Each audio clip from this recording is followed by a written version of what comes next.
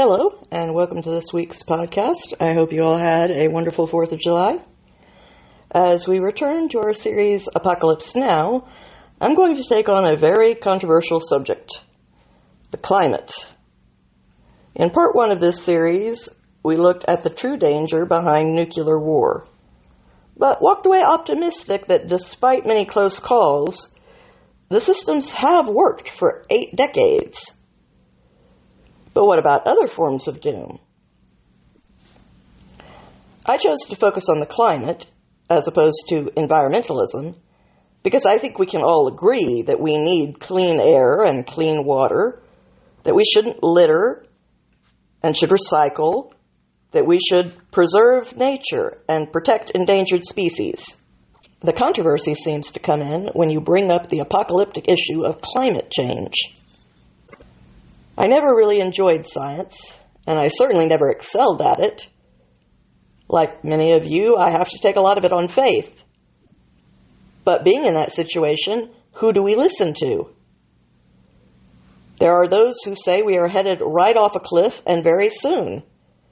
There are those who say there is no problem at all, that it's always gotten hot in the summertime. And there are those at every level in between. There are those who say that carbon emissions are the linchpin of the whole thing, while others say that even if we eliminated all carbon emissions across the planet, that would account for picking up 1 grain of sand on the beach that is affecting the climate crisis. I'm not going to pretend like I know the answers when I don't. But even I remember a little bit from my elementary school science classes. I remember that people breathe in air, keep the oxygen, and expel the carbon dioxide, while plants breathe in the air, keep the carbon dioxide, and expel the oxygen. It's a symbiotic relationship, which is why many of the things that Patrick Moore says make sense to me. I can't say that he's right, because I'm not an expert. And I'm still willing to listen to the logical counter-explanations. All that I'm asserting is that, from a logical standpoint, what he says seems to make sense. Are you willing to hear him out and see for yourself? Can you set aside preconceived notions, emotional instincts, and fears about what other people will think about you to neutrally consider what he has to say? Because I think you might find it interesting, even comforting. Wouldn't it be nice to relieve a little bit of the weight pressing on all of our chests?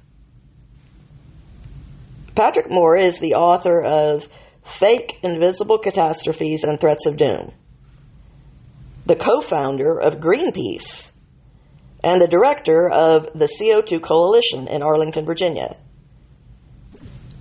He grew up on Vancouver Island, getting to school by boat when he was 6, and learning to love the environment from an early age. His 1-room schoolhouse only went through 8th grade, so he had to go to boarding school in Vancouver. That's where he fell in love with biology, biochemistry, and genetics. He later graduated from university with a BSc honors in biology and forestry. He then fell in love with ecology and devoted his life to that field. The environment was being talked about a lot by the 1970s, and he joined a small group in the local church basement in Vancouver, which is how Greenpeace started.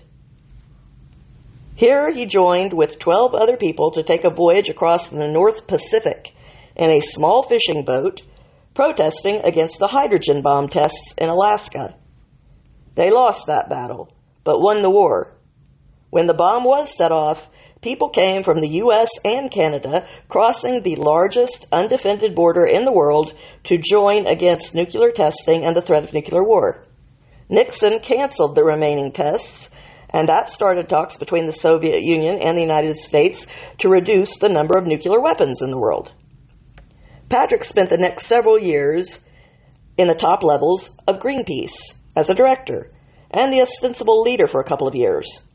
When Greenpeace International was created in 1979, they were able to stop French atmospheric nuclear testing in the South Pacific, the slaughter of 30,000 of the world's whales each year, and fighting toxic waste in Europe's rivers by plugging the factory pipes that were invisibly emptying the sludge into the water.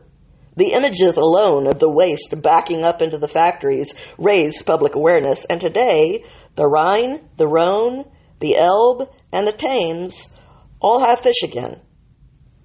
They accomplished real changes, and it required more than posting hashtags to do that. During the early 80s, Patrick had a disagreement with the other 6 directors of Greenpeace International, none of which had a science education like he did, over the issue that Greenpeace should try to ban chlorine worldwide. By then, Greenpeace had become more of a profitable business, run according to the individual agendas of self-titled experts, than the force for needed change that it had started out to be.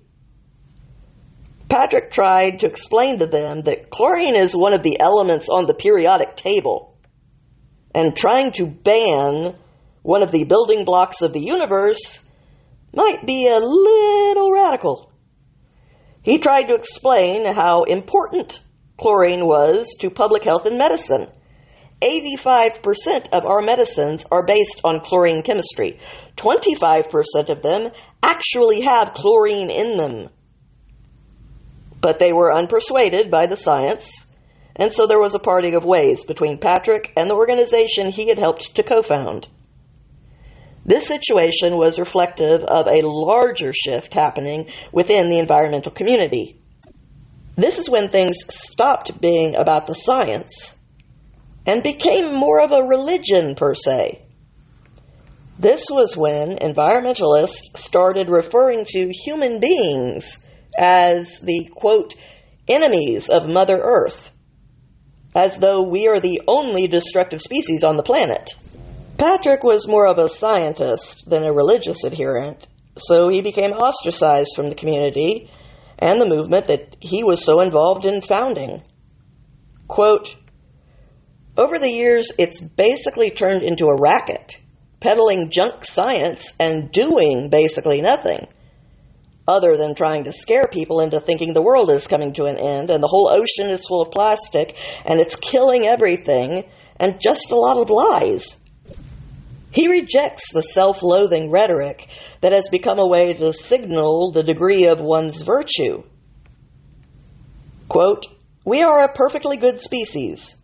We do a lot, especially since the era of mechanization ended up causing pollution, because we were burning fuels without any control. We have done a lot to mitigate that. One of the reasons people think there's too many people is because most of them are crowded into dense urban centers, which occupy about 2% of the land on this earth.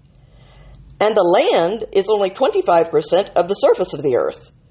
So it's way less than 1% of the planet that is covered in concrete full of people. And those people in that concrete don't have a very good, balanced understanding of what the whole earth actually looks like. Even Europe, which is one of the densest populations, if you fly over it, you see nothing but trees. You see the odd city here and there when you land and when you take off, but Europe is 43% forested. 250 years ago, it was less than 10%, because the wood was being used as the energy source for everything. And for building, of course, as it still is today. But in those days, the forests were disappearing in Europe. And that caused humans to invent the science of silviculture, often referred to as forestry. They like to call it deforestation, but if you plant a tree after you cut down the ones that are growing there in the first place, it is called reforestation, not deforestation. And Europe has become very good at reforestation. In fact, getting right into the meat and potatoes of it, China and India are doing more to help green the earth than any other countries because they are so populated. Because there are so many people and they are emitting so much CO2, about as much between the two of them as the whole rest of the world combined, they are fertilizing the earth with carbon dioxide, which is causing the trees and food crops to grow 30 to 40% faster than they were just 50 years ago. And because they have so many people, they need a lot of food and they need a lot of wood. So they are planting vast areas of forest-denuded areas. China and India, between the two of them, are responsible more for the greening of the earth than any other countries and are producing more biomass, more living material in the form of photosynthetic plants like trees and food, and all the wild plants too, and are actually doing a great service to the planet. This is the irony, and why I'm a member of the CO2 Coalition, because they've got it completely backwards. Carbon dioxide is not some kind of toxic poison brought by Martians to kill everybody. Carbon dioxide is the food of life. It is what plants eat. And we have to start thinking like a plant, because we're not a plant. We're an animal that eats plants. And if it wasn't for the plants, we wouldn't be here. Animals could never have existed if it wasn't for the fact that plants came first. They came first and made the oxygen. Because they consumed carbon dioxide, kept the carbon for themselves to build wood and fibers and fruits and vegetables, and then they gave off the oxygen into the atmosphere, which made it possible for animals to evolve in the first place. So we owe our entire existence to plants, and should make sure we understand just exactly what the formula is on this planet, instead of thinking that by burning fossil fuels, which are in fact made from plants. Do people understand this? Fossil fuels were made by solar energy in the forests and the grasslands of this earth, and they got buried. Those forests got buried and turned into hydrocarbons. They started out as carbohydrates. All they did was lose their oxygen and became hydrocarbons, like coal and oil and gas. And we are now releasing that solar energy that they captured. So hydrocarbons, fossil fuels, are the greatest storage batteries of solar energy on this earth. And we should use them judiciously.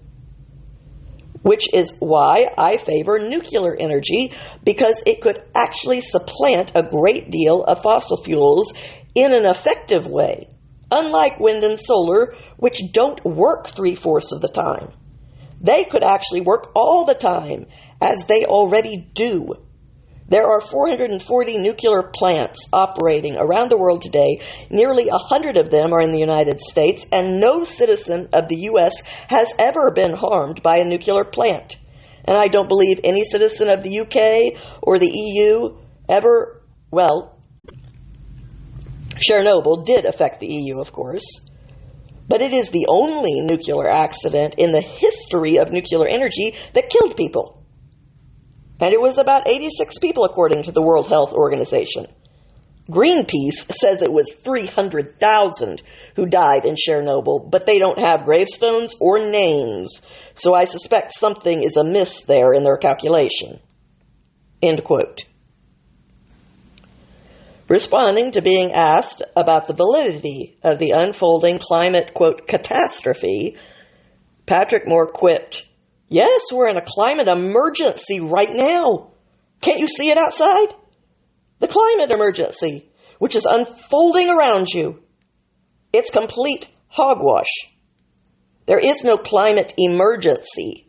Obviously, this is a prediction that they are making for the future, very near in the future apparently, but it isn't here yet. Because even the IPCC of the United Nations, which is controlled by China apparently, even the IPCC cannot hide the fact that there is no increase in any extreme weather event occurring since weather events began to be recorded, which is quite a while ago. Nothing is unusual about what is happening and the weather today in this world. Nothing. This cannot possibly be called a climate emergency if everything is more or less normal. When asked about rising sea levels, the melting ice caps in the Arctic, and the poor polar bears, Moore responded, "Yes, let's talk about the polar bears. That's a good idea. The polar bear owes its very existence to climate change. There would not be any polar bears if it wasn't for climate change. The climate change I'm referring to is not the weather. It is the reduction in global temperature that has occurred over the last 58 million years. We are at the tail end of a 50 million year cooling period on this earth. The graphs are there to see. The data is there to see. It's from marine sediment analysis, showing that the Eocene thermal maximum, it's even got a name, peaked 50 million years ago. And since then, the Earth has cooled to where we are today. How many people actually know that we are in the Pleistocene Ice Age today? This is the Pleistocene Ice Age. We are in an interglacial period, one of about 40 to 45. We don't know exactly because it goes back 2.6 million years. And that this is the Holocene interglacial period, which is a slight warming from when ice covers a very large part of the entire northern hemisphere. 20,000 years ago, that's the picture of the Earth. An ice sheet, miles thick, covering the whole of Canada and down into the U.S. That ice sheet melted over 10,000 years after that. And for the last 10,000 years, we have been in what's called an interglacial period, which is still colder. Note, there are large sheets of ice on both poles. For the 250 million years before that, there was no ice on the North Pole. None. Because it was warmer for 250 million years before that. So those are the kinds of time periods that people need to consider when talking about the climate of the Earth and its being conducive to life or not. It was very conducive to life when the whole Earth was warmer than it is today, because life then existed where there is ice today. Okay, but isn't it true, one might ask, that while the Earth has had its natural heating and cooling cycles, that today's issues are man-made, and we are affecting things in a way that is not natural?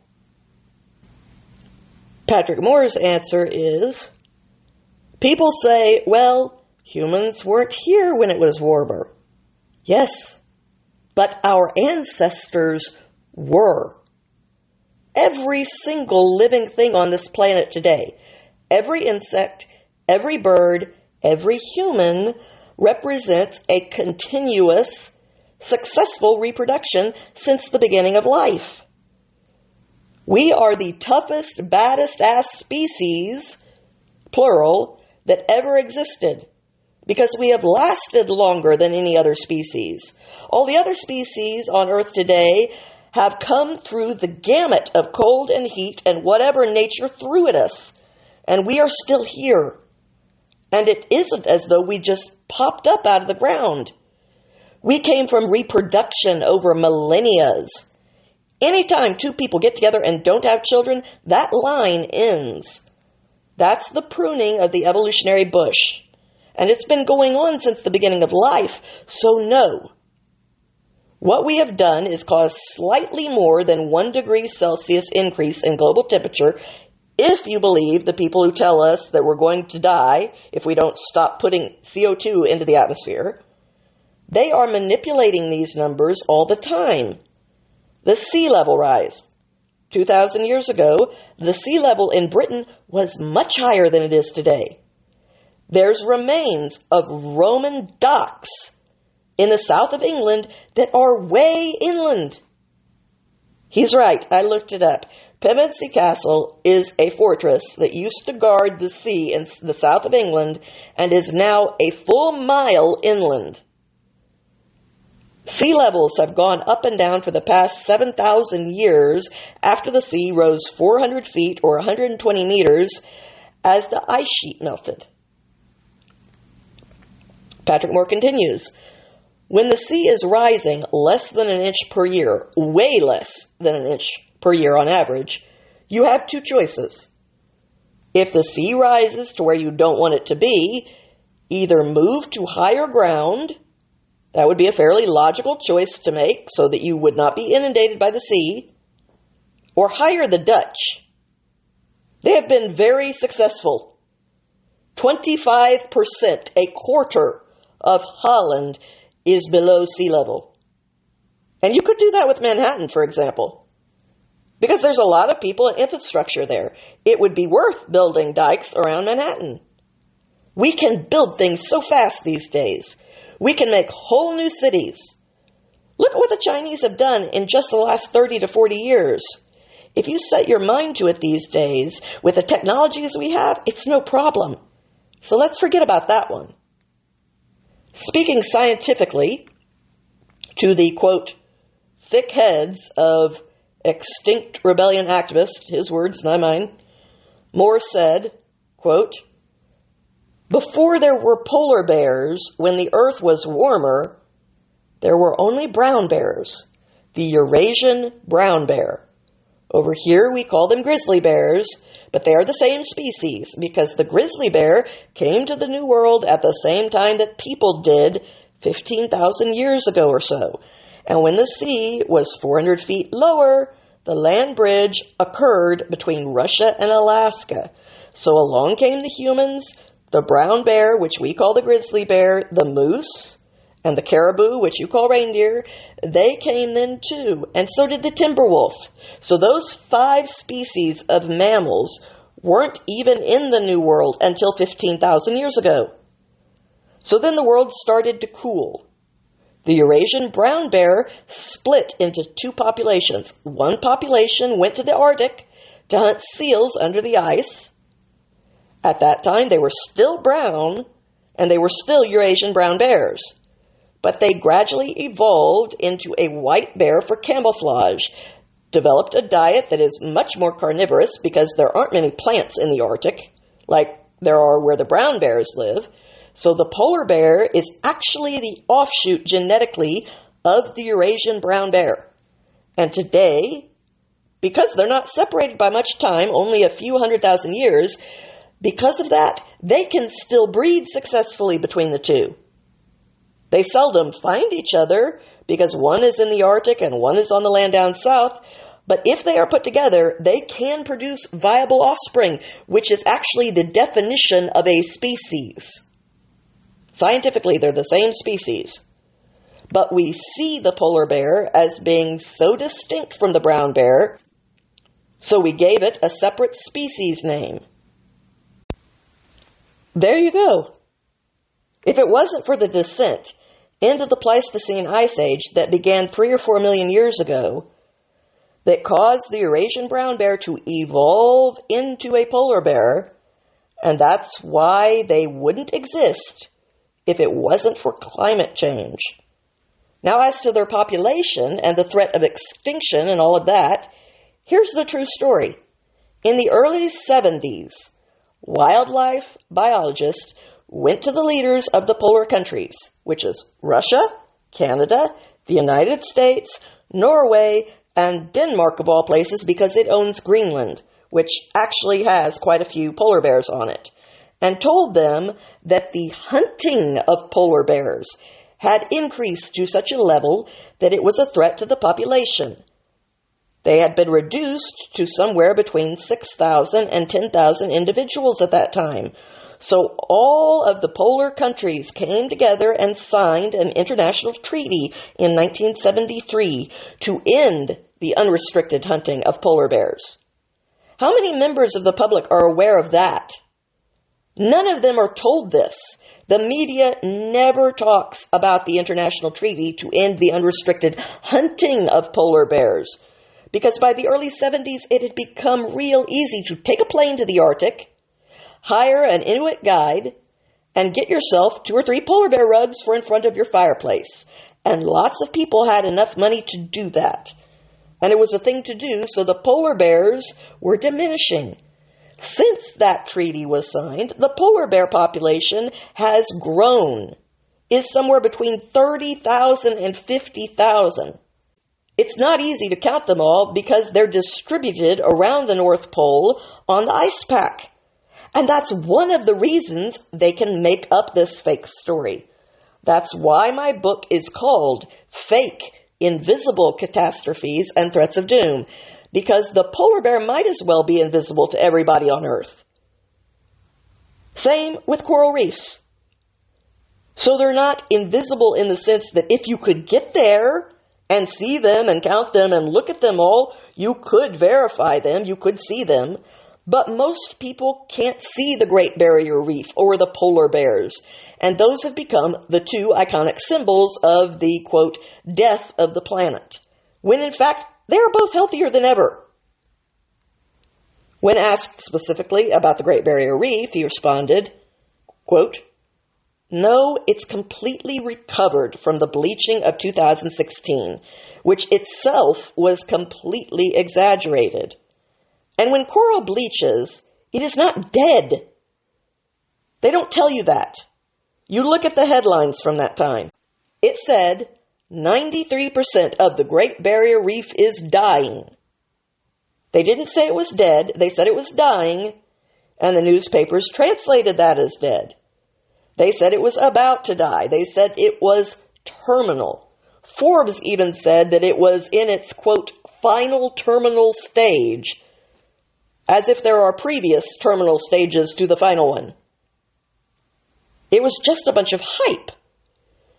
And the fact of the matter is that Dr. Peter Ridd, who was fired from James Cook University for daring to refute the propaganda from his own fellow scientists in Australia, who are exaggerating the threat to the reef in order to get hundreds of millions of dollars in research money, how on earth can hundreds of millions of dollars save the coral reef? What are they going to do? They're going to go out there and look at it, and take photographs of it, and dive on it. How does that fix the reef, if indeed there is a problem? They are not coral reef doctors. They are charlatans sucking money out of the taxpayers on the pretense that the coral reef is dying. Now, bleaching is a complicated phenomenon. Coral is a symbiotic union of an animal and a plant. And when they bleach, they're ejecting the plant. The coral animal, which is a relative of jellyfish, is transparent. As you know, a lot of jellyfish are basically transparent. You can see through them. That's true of the coral reef polyp, as it's called. And when they bleach, they're ejecting the plankton, which are the plants, in the coral. It's just a stage in the life cycle of the coral to eject these planktons, and then eventually take up new ones. They do it when the oceans get hot quickly, and they do it when the oceans get cold quickly. So it's not just the heating. The truth is, the Great Barrier Reef is not in the hottest waters in the world for coral reefs. The most biodiverse coral reefs are in the Coral Triangle in Indonesia, which my wife and I have dived on 2 occasions on 10 to 14-day trips, so we know the Coral Triangle reefs very well. They are the most biodiverse in the world, and they are in the warmest oceans in the world.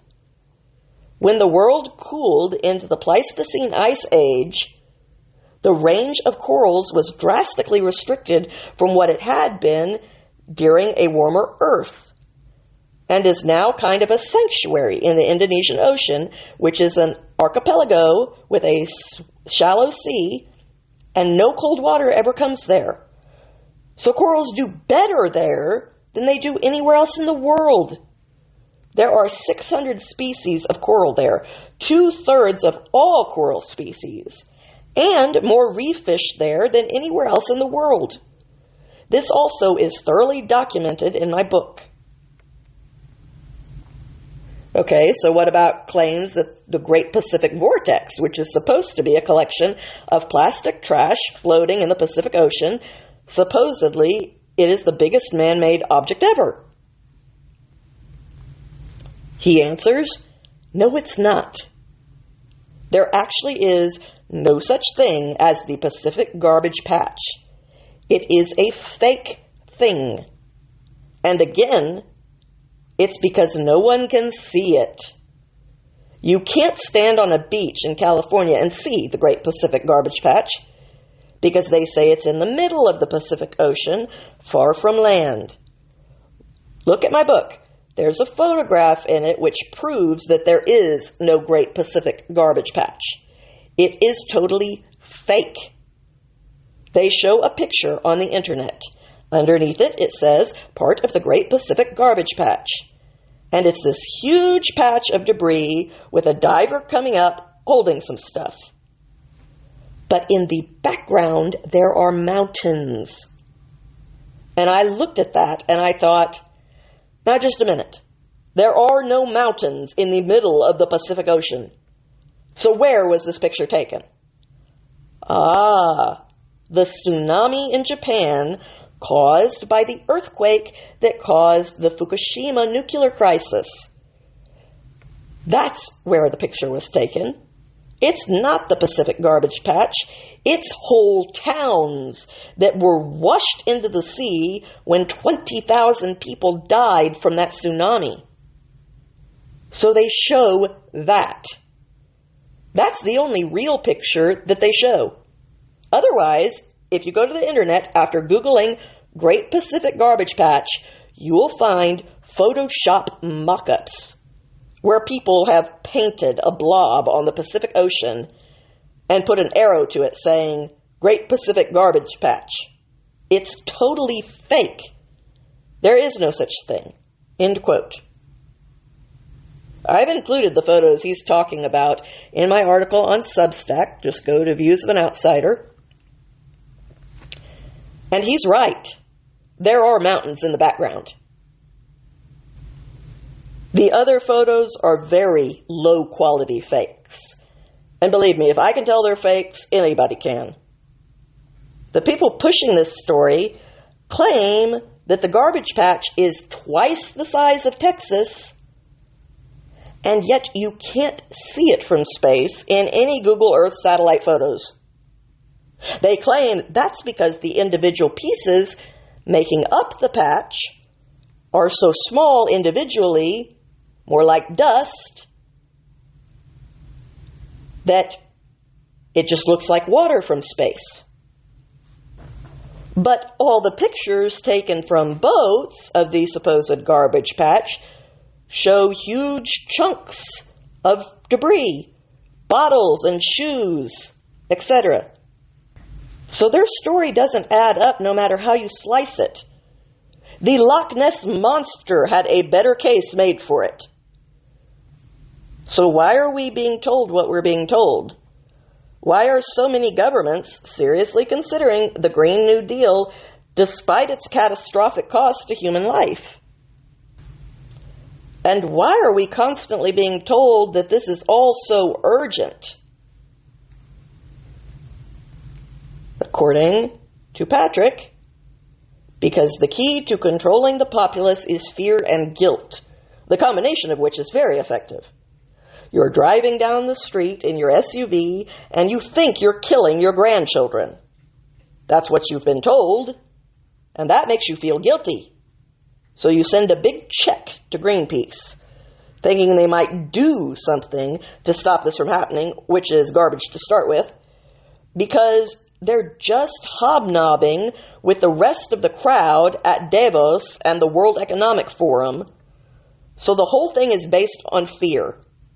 Let's go back in history, not so far back as I did previously, not millions of years, but just thousands of years, since people have been standing on street corners with signs saying the end is near, and predicting the apocalypse, end times, cataclysm, and all the rest. How many of those predictions have come true, that the earth is coming to an end?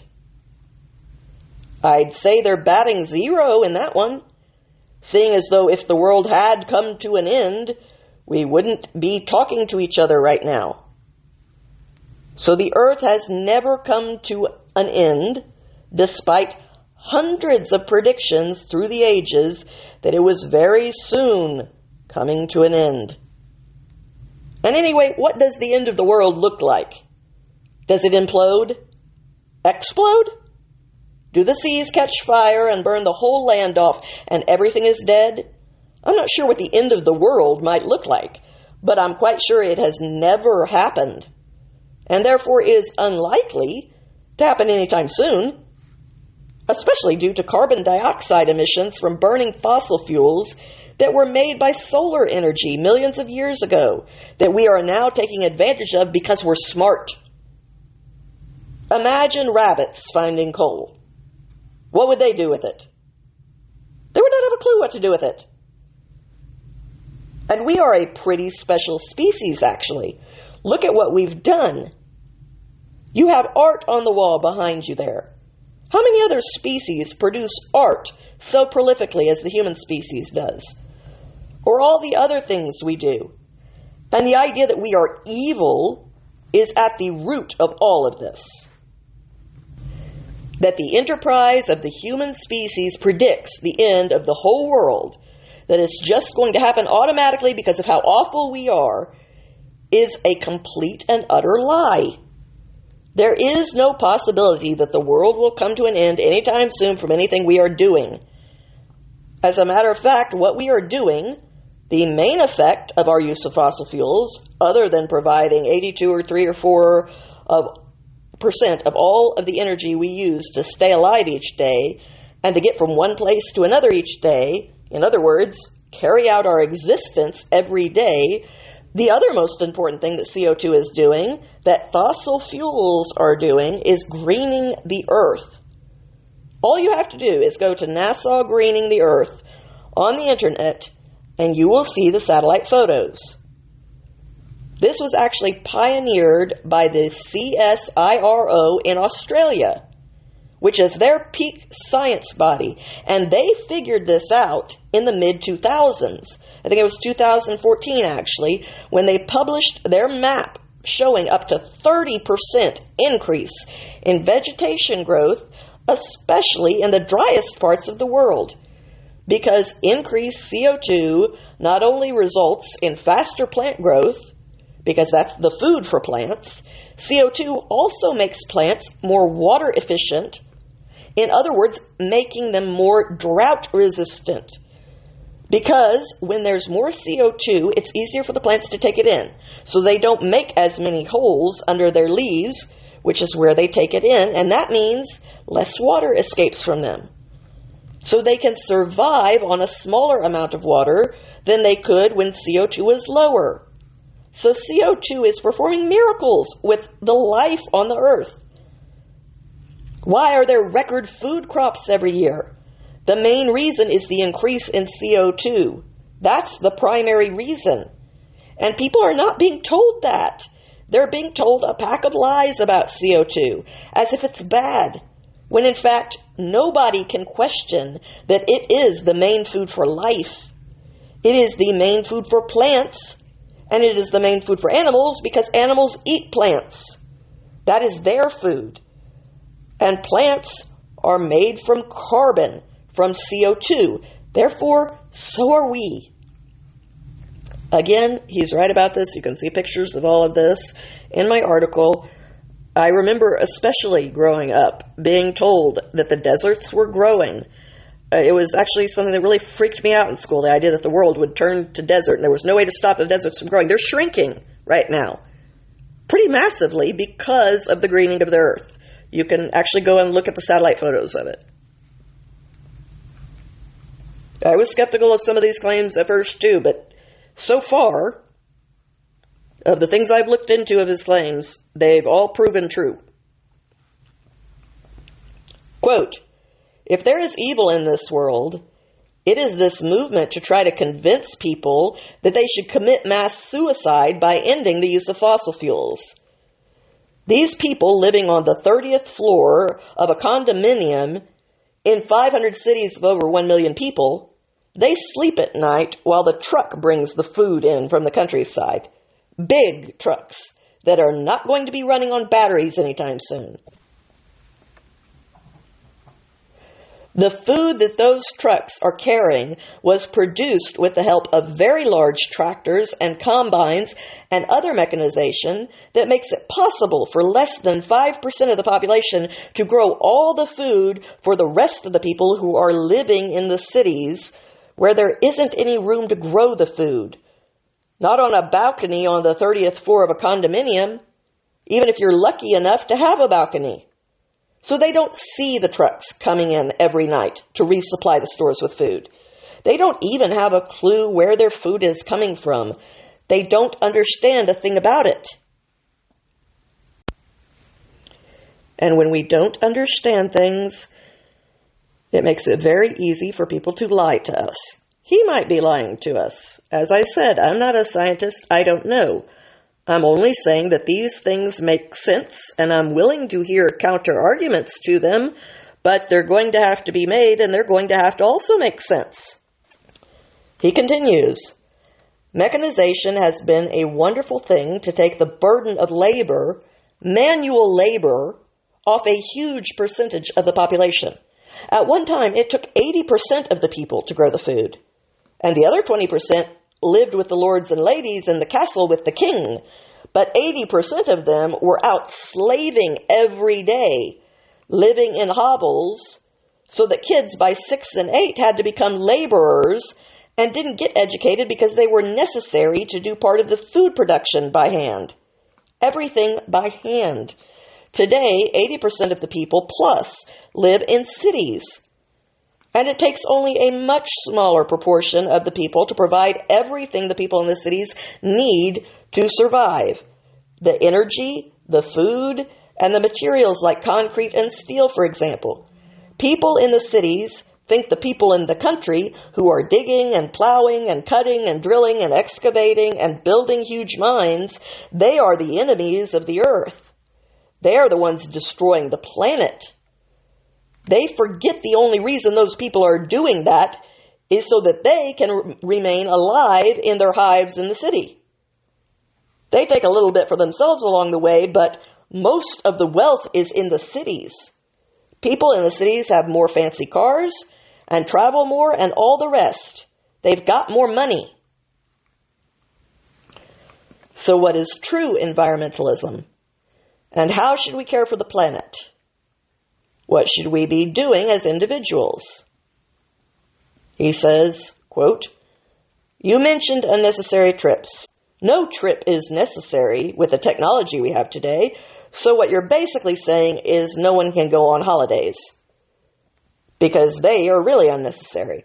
But I would argue that that's not the case, that holidays are for a break from whatever you're doing in your normal life, and the definition of necessary comes into question there. It's not a hard and fast word. What we should be doing is making sure that the water and the air and the earth are clean and not polluted. But they have twisted the meaning of so many words that they call carbon dioxide pollution.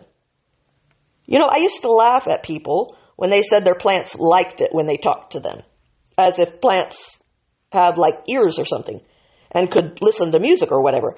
But I don't laugh anymore because I hadn't realized at the time when you talk to your plants, you are breathing out 40,000 parts per million of carbon dioxide, which is 100 times the level it is in the natural air.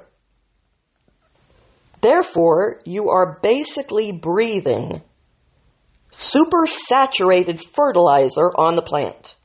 And that's why they grow better when you talk to it. It's a perfectly simple matter.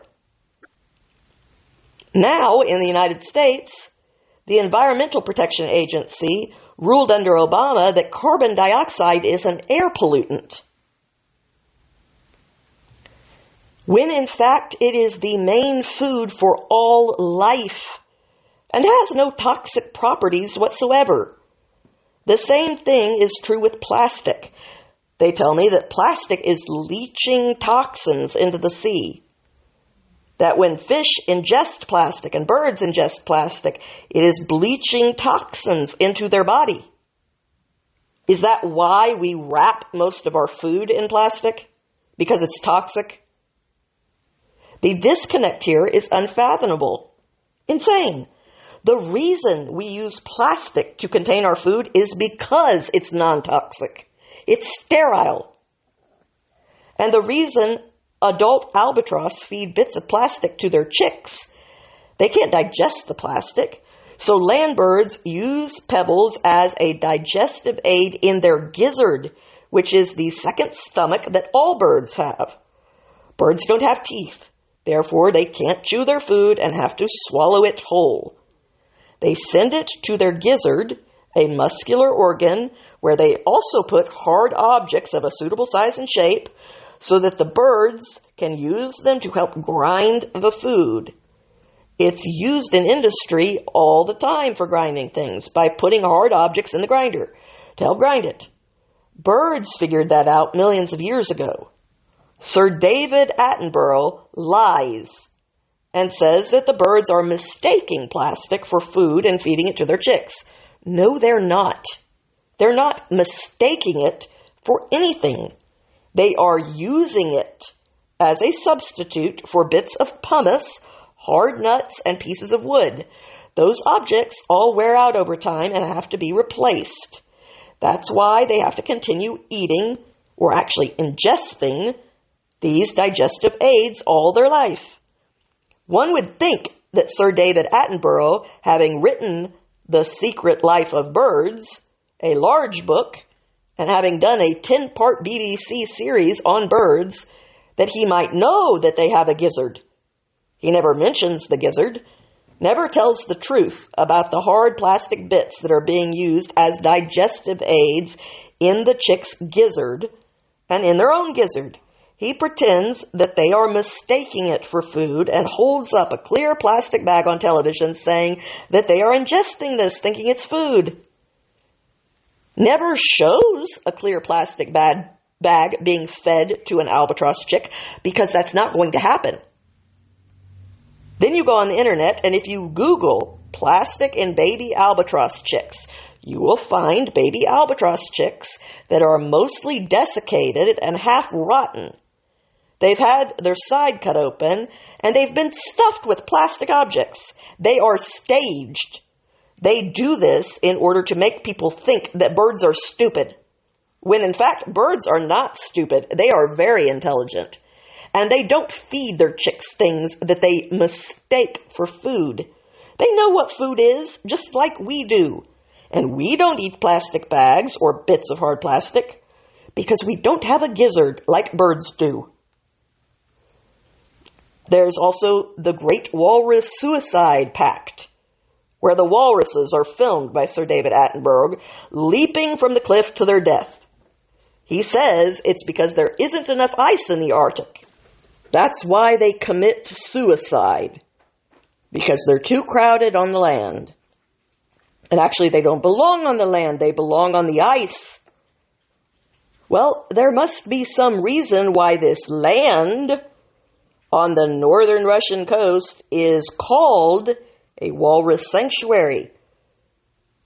Like it's designed as a walrus sanctuary. So walrus must go on it occasionally.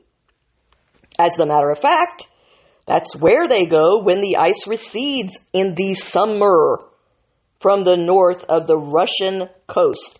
It happens every year. So there is no ice to get on during the summer.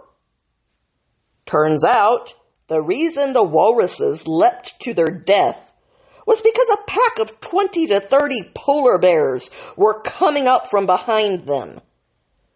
And they were at the top of a cliff. They just happened to have waddled up there to where they were at the top of the cliff, and they were trapped. But Sir David Attenborough didn't show that. He said that the walruses home is on the ice. No, the walrus's home is in the ocean, and on the land, and on the ice when they want to get out and rest. But unlike the polar bear, whose home is on the ice in the winter, hunting seals, walruses do not hunt seals through the ice. They are bottom feeders, sort of like Sir David Attenborough and his film crew of our planet. Walruses use their tusks to harvest clams from the seabed and other creatures that live there. They cannot dive more than 300 feet deep, so they have to stay near the shore. They are actually a shore animal. Even seals and sea lions can go into deep waters to fish, but walruses don't fish. They dig clams, and they have to stay near the beach. They are a beachside species, and he just completely ignores that. Found that all pretty interesting. He does believe that individuals should protect endangered species. Quote, it wasn't even until about 100 years ago that the average person even cared about endangered species. Only a few naturalists and biologists even knew about what it was. When the passenger pigeon went extinct, which is one of only 2 species that have gone extinct in North America since European colonization, people woke up to this because the media made a deal about it. Passenger pigeons were a mainstay in markets all across the eastern United States. In New York, they were hanging in groups of 20 outside the shops. And there weren't any anymore. And there had been millions of them.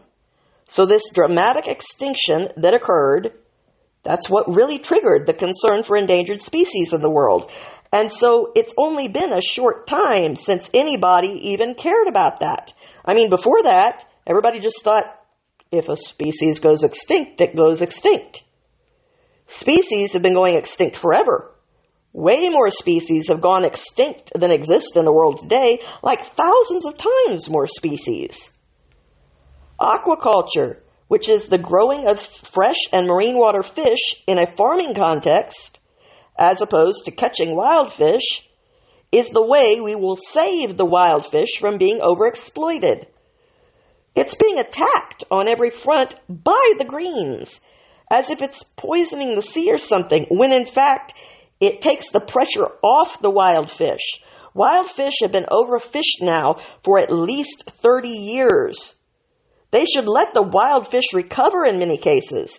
They should reduce the rate of catch of wild fish in the ocean, and they should increase the amount of fish being produced by aquaculture. It produces beautiful product. Almost all the shrimp you buy these days are produced by farms. Much of the salmon now. Norway having led that effort, and now British Columbia and Chile and New Zealand have followed in their footsteps and are producing beautiful products with aquaculture. Tilapia is another one that is becoming very successful because it's easy to grow and it's inexpensive. Fish has the best proteins and oil of any protein food, any meat that we can eat. So we should be eating more fish, but we can't eat more fish based on the wild fish because they have already been thoroughly overexploited, because the sea is only capable of producing so much. And these are wild animals. We stopped basing our food on land, our meat on land, on wild animals 10,000 years ago practically. We farm animals on land. Yet the green movement seems to be adamantly opposed to farming fish in the sea, in the lakes, and in rivers. That's a complete backwards position. They should be supporting aquaculture to take the pressure off of wild fish stocks. We're going to get more into this later on in Wednesday's conclusion of this podcast. But this is where you really do start to see religious elements in today's version of environmentalism. It's less about what is really good for the planet and more about just hating anything that humans do. The fact that aquaculture is actually good for the planet, good for the wild fish in the seas, and yet it's the environmentalists opposing it. Their religion centers more around on just hating humans as being bad creatures that are destroying everything, and so everything they do is bad, than based on any real hard science about let's just do the best thing. When asked about a final issue, the Amazon and deforestation, and if that's a problem, he said, no, it's not. 90% of the Amazon is intact. Again, it's a situation where not even many Brazilians ever go to the Amazon. There's no reason to go there. It's basically a very hot, steaming jungle. It's been described as a human desert because there are so few people there. 10% of the Amazon has been developed into cattle ranching and other forms of farming. It's not a sea of factories spewing smoke. It's a huge wilderness. I have flown across it. It takes 5 hours to do so. I have been at the mouth of the Amazon. I have been partway up the Amazon. I have been where the Rio Negro comes into the Amazon. So I've seen a huge part of it. It is still there. It is not deforested. And the fires they show you that take up the entire frame, of course, nothing but flames, it doesn't take a very big fire to take up the whole lens of a TV camera. Most of those fires are re-clearing land that is already being used for cattle, because the vegetation grows so fast there that when they built the road to Manaus, it quickly disappeared as plants came up through the pavement and destroyed the road. It's an amazing living ecosystem, and they've rekindled the Amazon is dying meme. As I say, I've been there all over Brazil, from the south to the northeast to the west. Brazil is an amazing country. It is nearly as large as the lower 48 United States.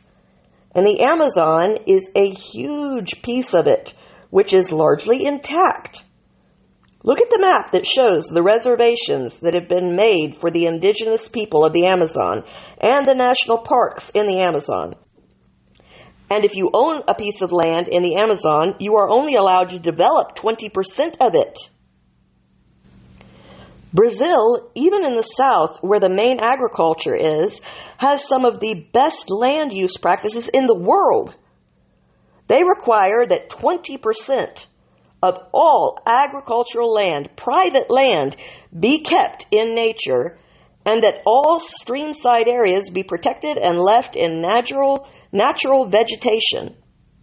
Take a look in England. They farm right up to the bank of the river. Maybe a willow tree finds a footing there that they leave alone, but Brazil has actually really good land use planning.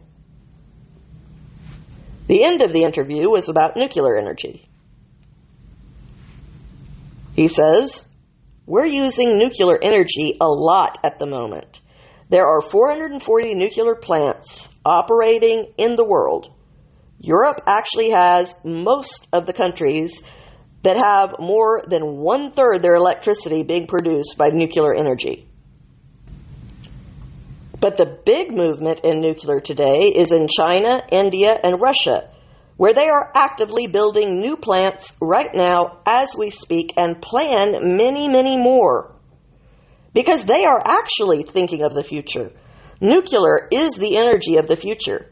Because fossil fuels are limited. And one of the most important reasons to support nuclear energy is to reduce the rate at which we are burning the precious fossil fuels. Nuclear can do that more than any other technology we have today. Hydroelectric is wonderful where it is applicable, but it requires rainfall and topography to be in correct order for it. You're not going to have hydroelectricity in Saudi Arabia anytime soon. Nuclear is applicable anywhere in the world. You can build it anywhere you want to have energy.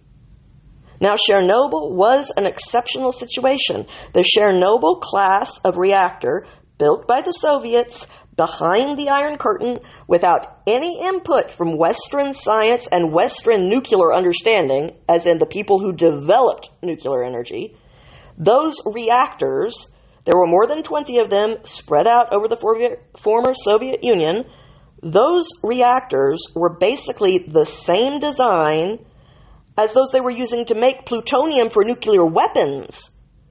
And they were a flawed design. What that meant is that they were actually capable of a runaway nuclear reaction if things weren't done properly. Most people don't understand that the Chernobyl accident did not come during normal operating procedures like making electricity. It came when a group of scientists came from nuclear headquarters, probably in Moscow, to do an experiment. Also, they told the operators to shut down the safety systems so that the safety systems would not interfere with their experiment. And it blew up. 3 Mile Island and Fukushima were not nuclear explosions. They were meltdowns of the core due to the lack of cooling water after the reactor was shut down. So Chernobyl was an exceptional situation. It killed people, especially the people fighting the fire, which went on for 10 days. They had a 2,000-ton graphite moderator, which is pure carbon, which is very, very difficult to put out. And indeed, it did kill over 80 people, including the children that died of thyroid cancer, which was a small number, but they were diagnosed too late to save them. A lot of people did get thyroid problems, but they were diagnosed early enough that they could be cured. The death rate was not a nice thing. But those are the only people that have ever died from civilian nuclear reactors in the world. Still, people recoil in horror at the suggestion of using nuclear power. Why is that? He says, quote, "It's as fake as the fear of carbon dioxide. It's that fake. There is no reason to be afraid of nuclear energy. If you look at casualties versus energy produced, nuclear is the safest of all the electricity producing technologies."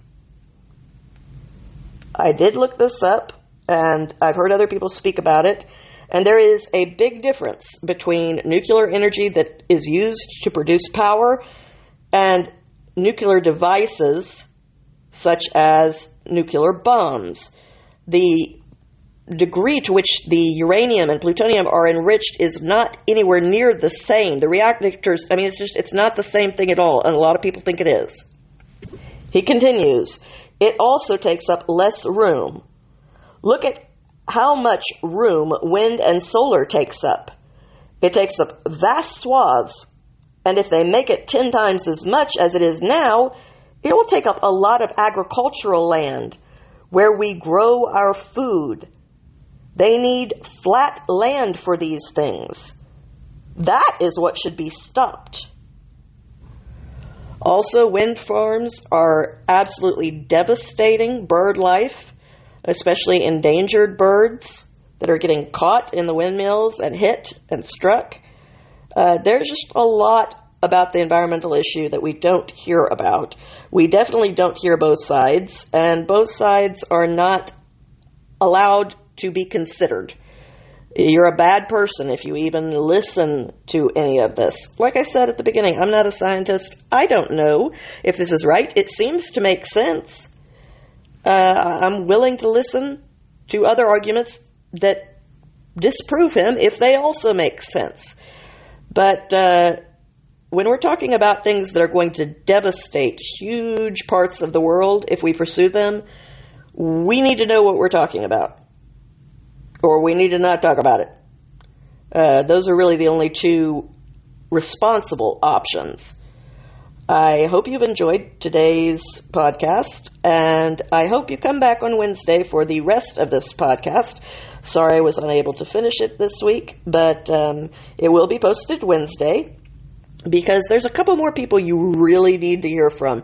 You're going to find some of this really interesting, I promise. So I hope to hear from you on Friday. And I look forward to speaking with you.